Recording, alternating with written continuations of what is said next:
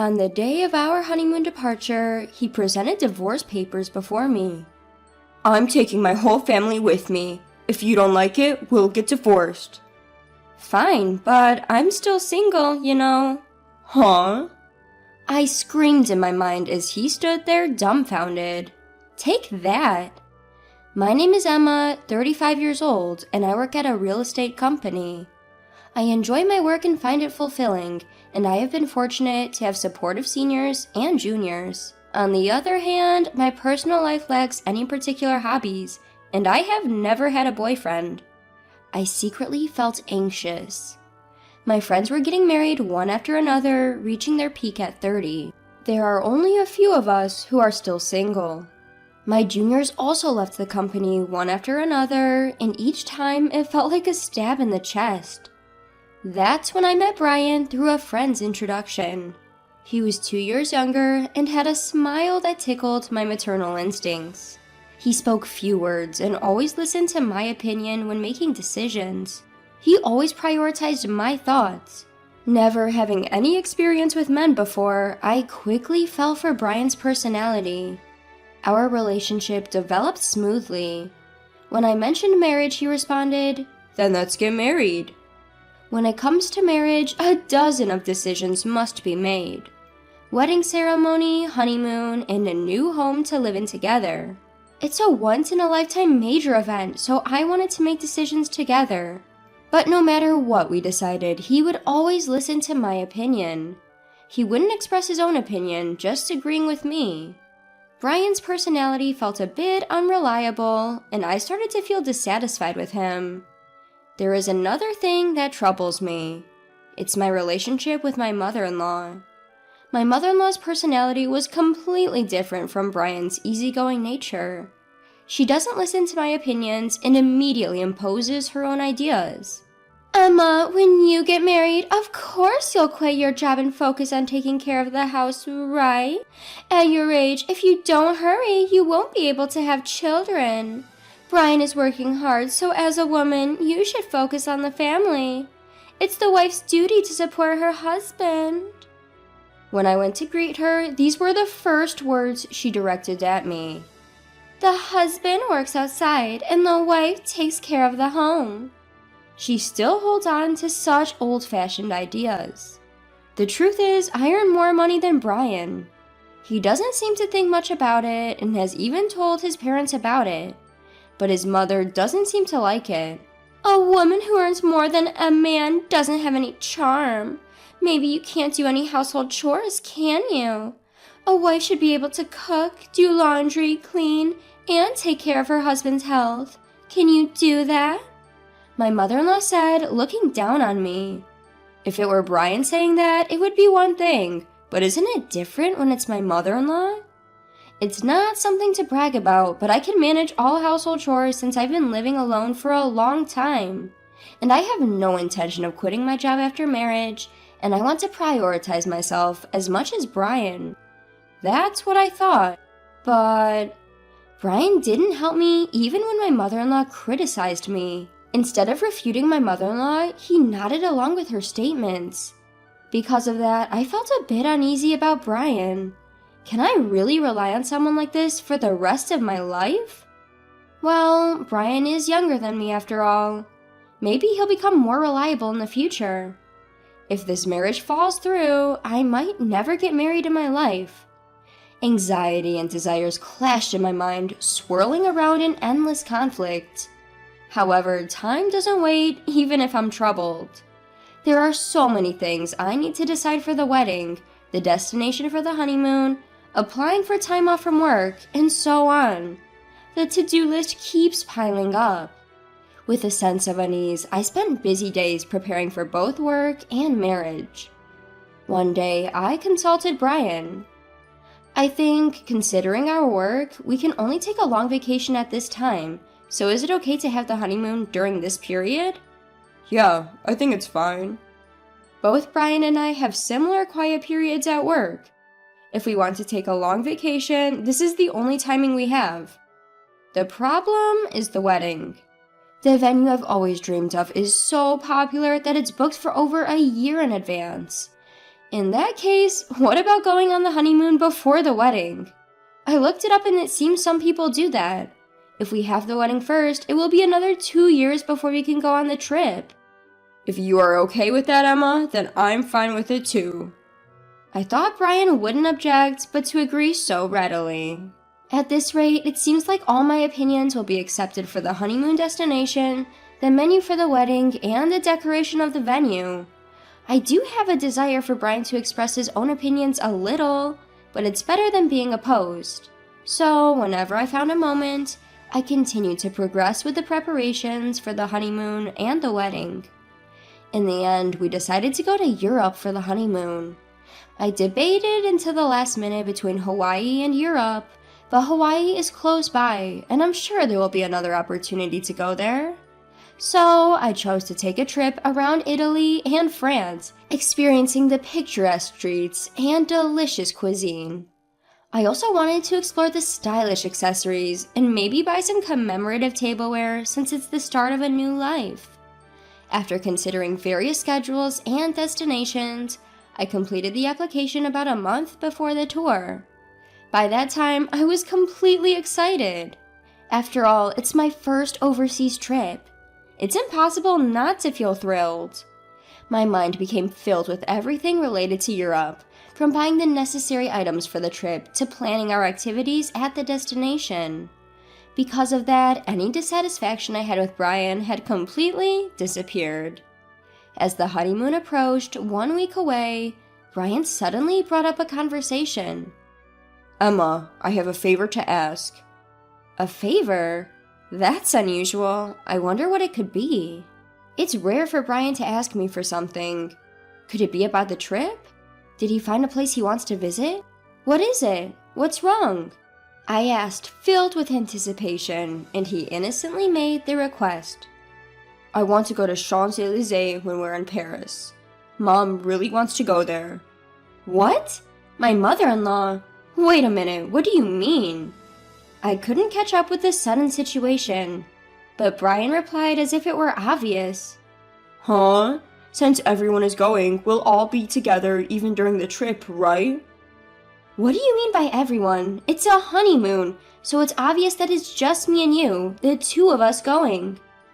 But my mom thinks it's normal for the whole family to go. First of all, I only made reservations for 2 people, you and me, Brian. The tour deadline was 7 days ago, so today is the last day to register. Regardless of whether we go together or not, I only booked for 2 people, so there's no way we can go. If you ask the travel agency, they can figure something out. As I was dumbfounded by his statement, the intercom in the house rang. On the intercom screen, I saw the figure of my in-laws. Without caring about my surprise, my in-laws entered the house carrying a large number of bags. Ignoring my objections, my mother-in-law's eyes sparkled as she announced, I thought I'd leave the luggage here, since we are leaving soon. I'm so excited. Then Brian said, just leave the luggage here, and started leading my in-laws into the room without my consent. Wait a minute! I tried to stop him in a hurry, but my mother-in-law stared at me sharply. Oh, what is it, Emma? I hope you're not suddenly saying, I don't want to go together now. I didn't agree to go together in the first place. I immediately retorted, but my mother-in-law paid no attention, saying, You heard it just now, didn't you? But Brian always thought we would go together with you, right? In response to my mother-in-law's flattering question, Brian replied with a simple, Yeah.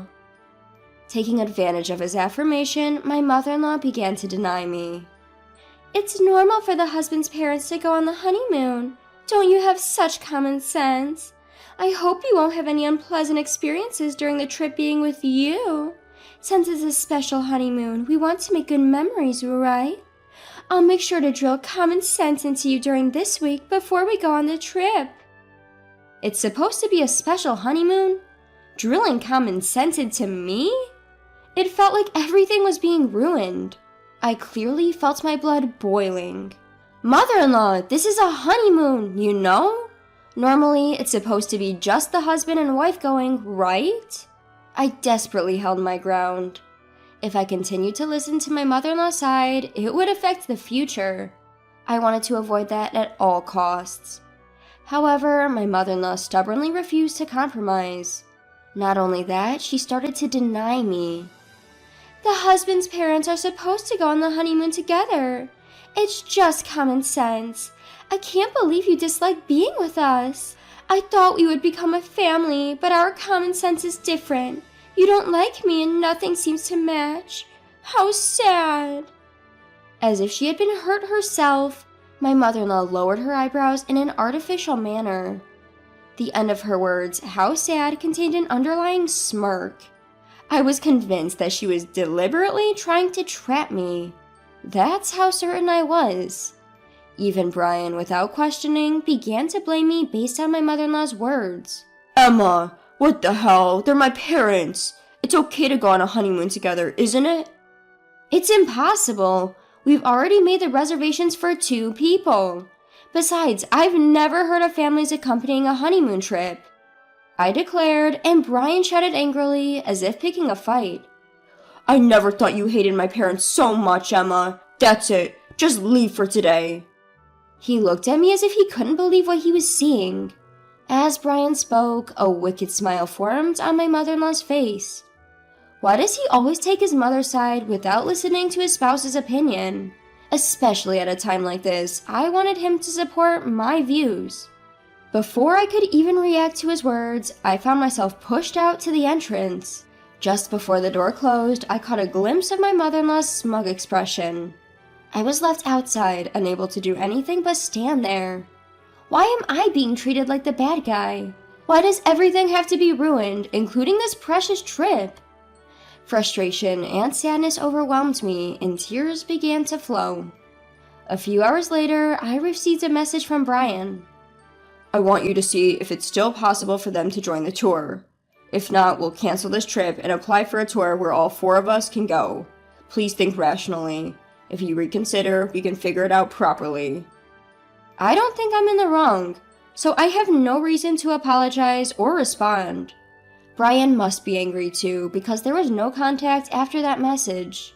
Time passed, and the day of our honeymoon departure finally arrived. I couldn't imagine enjoying it in this state, but we had been preparing for this honeymoon for a month. I couldn't refuse. As I prepared to leave the house with a heavy heart, the intercom rang. Brian had come to pick me up. We hadn't seen each other since that incident, so I didn't know what kind of face to put on. The fact that he came to pick me up meant that he still intended to go on the trip. But he didn't have a single suitcase with him. Instead, he handed me a divorce paper. After hurting my parents, you still intended to go on this trip, didn't you? I'm taking my entire family on this honeymoon. If you don't like it, let's get a divorce. My mom said it would be better that way. Saying that, he thrust the divorce paper in front of me. In that moment, I finally realized what kind of person he was.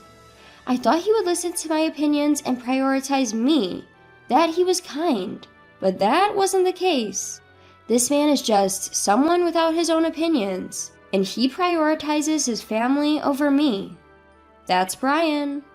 As I came to that realization, I felt my feelings for him cooling down. Even if I were to marry him, I couldn't see myself overcoming the many challenges that awaited us in the future. And becoming a family with that mother-in-law, it was an impossible scenario. Determined, I pointed at the divorce paper in front of me and said, "Sure, but I'm still single, you know." Huh? Brian exclaimed, clearly surprised by my words. Single? What do you mean? Weren't you listening? We talked about going on the honeymoon, but delaying the registration until the day of the ceremony. I made sure to get your permission, Brian, you know. You didn't forget, did you? The marriage certificate is still in the drawer, and you even said, "If you are fine with it, Emma, then I'm fine too." That's right. Divorce or not, we're not even married yet. There's no problem with going on the honeymoon with my maiden name. Perhaps you remembered my words as Brian's expression suddenly changed. But immediately, he turned red and raised his voice in frustration. Are you out of your mind? To give up on marriage just because of a honeymoon? Get a grip. I responded, matching Brian's intensity with my own strong voice. This is the result of me being rational. I've been so desperate to get married that I couldn't see reality clearly. I don't think I can be happy marrying someone who doesn't listen to the opinions of their future spouse and doesn't support them. I'd rather stay single for life. Thanks for making me think that way. Haste makes waste. I keenly felt that this saying was true. Hey, Emma, let's calm down and start over from scratch, okay? He looked like he was about to cry. His pleading voice trembled. But I won't be fooled anymore. I will break free from this guy. Without realizing it, I found myself shouting loudly at Brian. If you're so desperate for a family trip, why don't you go with your family of 3? But in return, you'll have to plan everything, from the tour reservations to the itinerary, all by yourself. After always relying on others, it's about time you experience the difficulty yourself. If you think you can handle it, go ahead, you indecisive man. I pulled out the marriage certificate from the drawer and tore it to shreds in front of Brian. In response to this sudden turn of events, his mouth was left hanging open. Overwhelmed by my determination, Brian was completely taken aback. Well, do you understand how serious I am now? I refuse to have a future that's pitch black. It's over between you and me. Why don't you hurry back to your beloved mommy and cry to her, you mama's boy. Leaving a dumbfounded Brian behind, I slammed the front door shut. Given his state, he might actually go cry to his mother. I could easily imagine him doing that. Afterward, I contacted the tour company to cancel our reservations. Since it was a same-day cancellation, we were charged 100% of the cancellation fee. I billed Brian for the entire fee since he was the one who ruined our honeymoon. It was the natural outcome.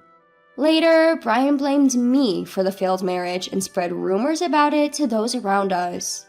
However, it seemed that no one sympathized with him among our relatives and coworkers. Instead, he started to be seen as an unconventional mama's boy due to his past actions and was disliked by many. When I told my parents about the divorce, they were initially surprised, but quickly accepted it. Marriage isn't the only source of happiness. As long as you're happy, Emma, that's what matters. I couldn't be more grateful for my mother's words. As a side note, since then, my hobby has become traveling. I felt it would be a waste to let long vacations go to waste, so I embarked on my first solo trip. Going overseas was a bit difficult, but I enjoyed a relaxing time in historic cities I had always wanted to visit. Wow, being alone is actually quite enjoyable. Thanks to that historical adventure trip, I've started to fully enjoy solo traveling whenever I have time off. On my next break, I'm planning to embark on my next overseas trip. I've begun a life where I won't let myself be controlled by marriage alone.